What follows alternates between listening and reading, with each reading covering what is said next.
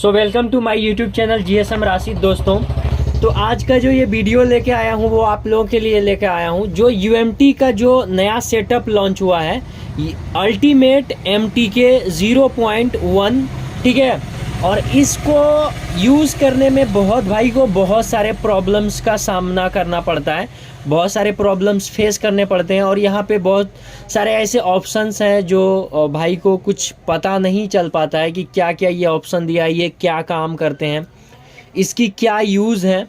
तो सबसे पहले मैं बता दूं, यहाँ पर ये मैंने उसकी जो टूल है यूएमटी की जो न्यू सेटअप आई हुई है एमटीके वर्जन 0.1। ठीक है, तो सबसे पहले मैं इसके बारे में कुछ एक्सप्लेन कर देता हूँ।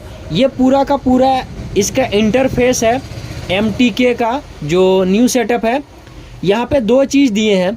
ये जो ऑप्शंस आपको दिख रहा है ये वाली, इसको बोलते हैं हम लोग मैसेज बार, और इसको बोलते हैं हम लोग टास्क बार। ठीक है, ये लोग मैसेज में क्या करेंगे, आपको सारी की सारी लोग इन्फॉर्मेशन डेटा जो भी आप वर्क करोगे वो टोटल इस इनबॉक्स के अंदर आपको शो करेंगी, एसएमएस यानी मैसेज। ठीक है, और जब भी कभी कोई टास्क आप करोगे तो वो टास्क आपको शो करेगा इस टास्क बार के अंदर। मैंने नाम दिया इसका टास्क बार। ठीक है, तो सबसे पहले मैं लोग मैसेज वाले ऑप्शंस को यानी टैब को मैं समझ लेता हूं। तो सबसे पहले यहाँ पे आप देख सकते हो, यहाँ पर जो है आपका ब्रांड एंड मॉडल दिया है। ठीक है, तो ब्रांड एंड मॉडल में आपको कुछ भी नहीं करना, ये ऑटो है। आप देख सकते हो ये ऊपर वाला ब्रांड है जिसमें कि आपको ब्रांड नहीं दिया है लेकिन ऑटो लिखा है, और ये ऑटो डिटेक्टेड। ठीक है, ऑटो मॉडल भी आपका डिटेक्ट करेगा। तो ये ब्रांड मॉडल कुछ आपको सेलेक्ट नहीं करना है, ये टोटल चीज़ ऑटो लेगा। ठीक है, ये टोटल चीज़ ऑटो डिटेक्ट करेगा आपका। यहाँ पे कुछ भी ब्रांड मॉडल नहीं है। अगले अपडेट में हो सकता है इसमें ब्रांड और मॉडल दे दे, ऐड कर दे।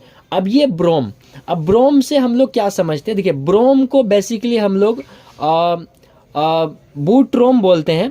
ठीक है, ब्रोम का मतलब बूट रोम होता है।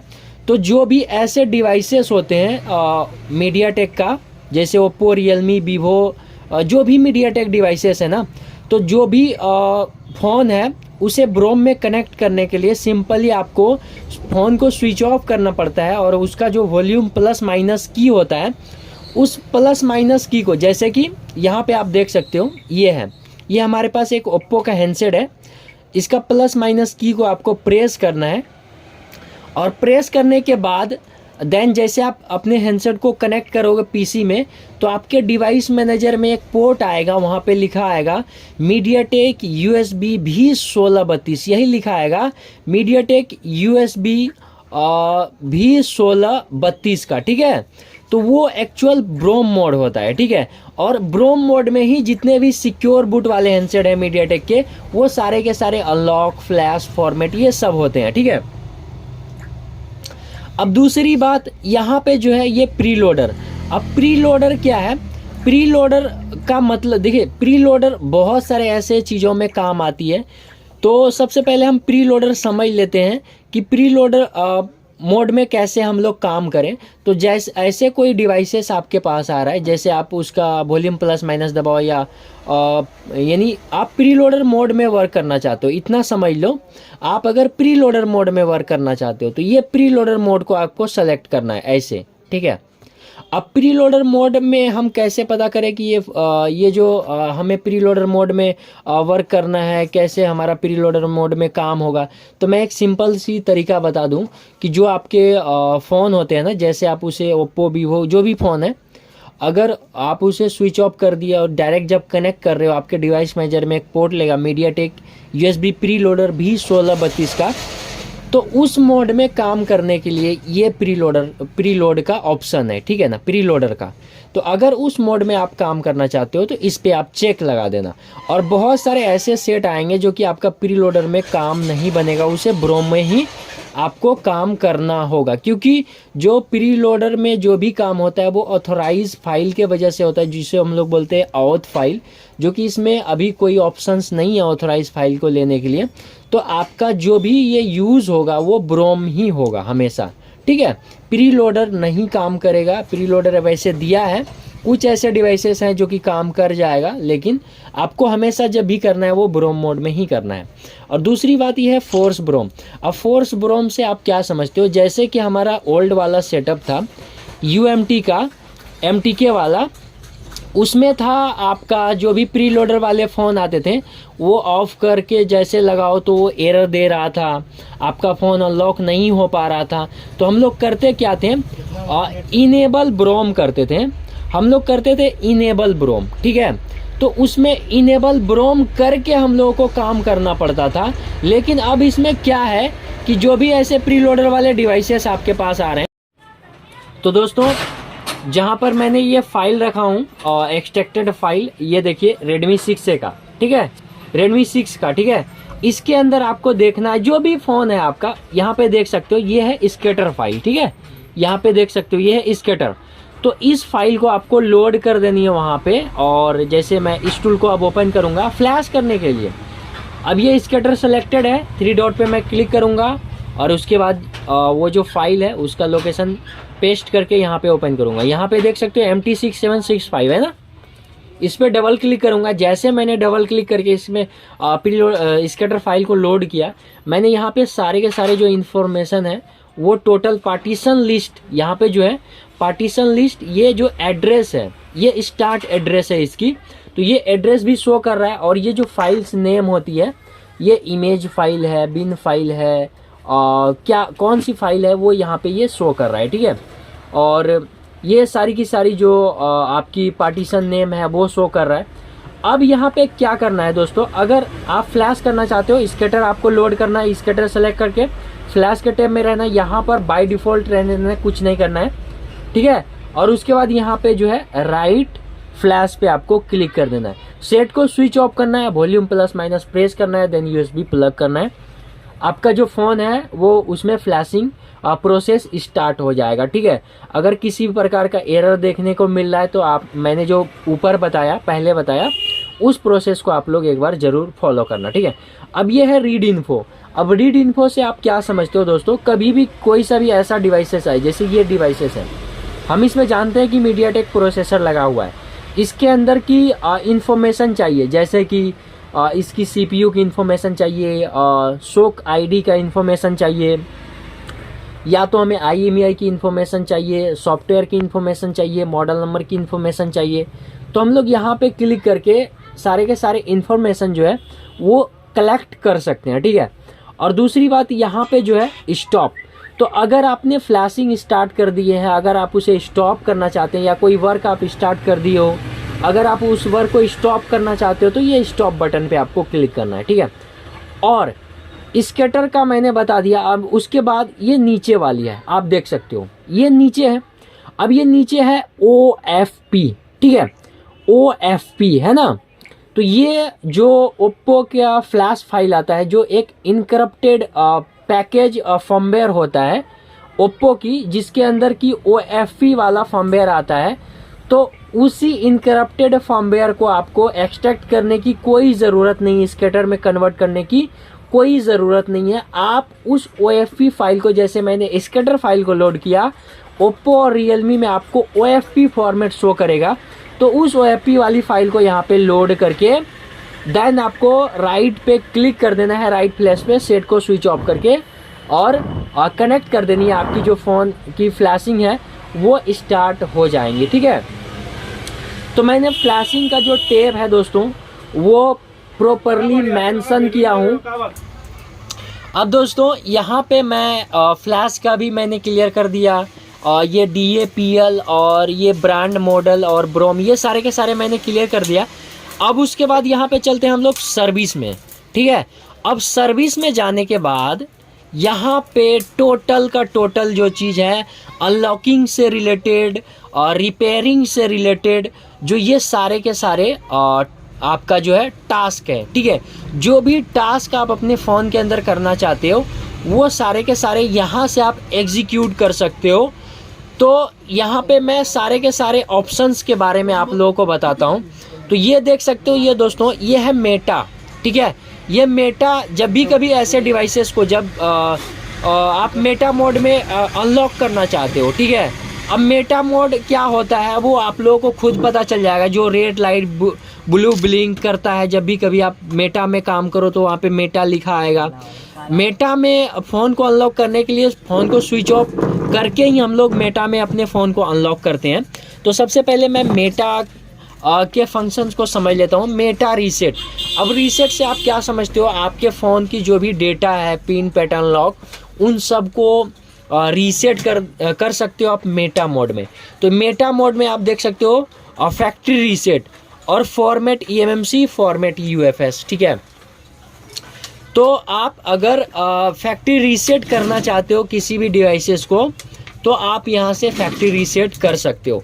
और यहाँ पे थोड़ा सा मुझे भी कंफ्यूजन है, ये फॉर्मेट eMMC वाले फ़ोन के लिए फैक्ट्री रीसेट यूज़ किया गया कि eMMC को ही ये फॉर्मेट कर रहा है, मैं नहीं बता सकता। जब भी कभी आप ऐसे डिवाइसेस को आप फॉर्मेट करो ना, नहीं, मेरे ख्याल से अगर ये मेटा में कर रहा है तो ये eMMC वाले पे फॉर्मेट अप्लाई कर रहा होगा, क्योंकि मेटा ऑन में काम करता है। इसमें eMMC आपका फॉर्मेट नहीं हो सकता है। और ये है आपका UFS, ठीक है। तो ये आपका UFS वाले जो भी फ़ोन है उसको आप फॉर्मेट कर सकते हो मेटा मोड में। यहाँ से आपको ऑप्शंस को सेलेक्ट करनी है, एग्जीक्यूट करनी है और सेट को स्विच ऑफ करना है। अगर आपका ओप्पो, रियलमी को छोड़ के बाकी बात कोई अलग ब्रांड है तो विदाउट एनी की प्रेस किए आप अपने फ़ोन को कनेक्ट कर देना। आपकी जो फ़ोन है यहाँ पर कनेक्ट हो जाएगी और जो भी टास्क आपने एग्जीक्यूट किया है वो आपके फ़ोन में अप्लाई हो जाएंगे, ठीक है। तो अगर आपका ओप्पो, रियलमी है तो अगर आप उसे मेटा में फॉर्मेट करना चाहते हो तो सेट को स्विच ऑफ कर लेना और उसकी जो वॉल्यूम प्लस माइनस है उसे आप प्रेस करके दैन कनेक्ट करना, तो आपका जो टास्क है वो एग्जीक्यूट होगा। अदरवाइज़ आपको आपका जो फ़ोन है वो इस टूल के अंदर डिटेक्ट नहीं करेगा, क्योंकि वो पोर्ट नहीं लेगा, ठीक है। अब जो है यहाँ पर आप देख सकते हो ये जो ऑप्शंस है ये है रीसेट ओप्पो आईडी का, ठीक है।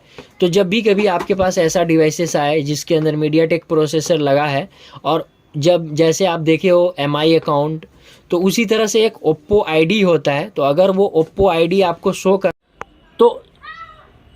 तो दोस्तों ओप्पो आईडी को रीसेट करने के लिए आप इस ऑप्शंस का यूज़ कर सकते हो। और जो भी MI का फ़ोन आ रहा है ये स्पेशली ओप्पो के डिवाइसेस के लिए है और ये जो है ये MI के डिवाइसेस के लिए है।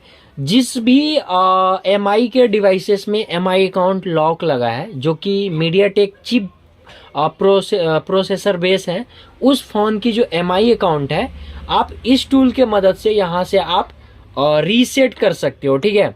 अब यहाँ पे जो यहाँ पे देख सकते हो हुआवे। अब जो भी हुआवे का फ़ोन, होनर हुआवे का फ़ोन आपके पास आ रहा है जिसमें कि MTK CPU यूज़ किया गया है और उसका पोर्ट ले रहा है मीडियाटेक USB V 1632 का, तो उसके अंदर अगर हुआवे आईडी लगा हुआ है, ठीक है, हुआवे आईडी, तो यहाँ से आप हुआवे आईडी को रिमूव कर सकते हो। ये सेम एज MI अकाउंट की तरह होता है। MI अकाउंट ब्लैक शो करती है और ये वाइट आपको शो करेंगी।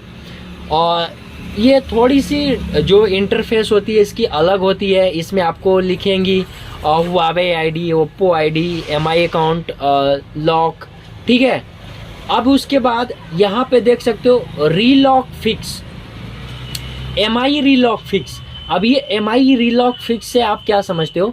जो भी MI का फ़ोन होता है जिसमें कि आपका MI अकाउंट लगा रहता है और जब आप MI अकाउंट को रीसेट करते हो और उसके बाद जब नेट कनेक्ट करते हो या वाईफाई कनेक्ट करते हो या सिम लगाते हो, तो अगेन से क्या होता है कि उस MI के फ़ोन में दोबारा से MI अकाउंट लॉक लग जाती है, यानी एक्टिवेट हो जाती है।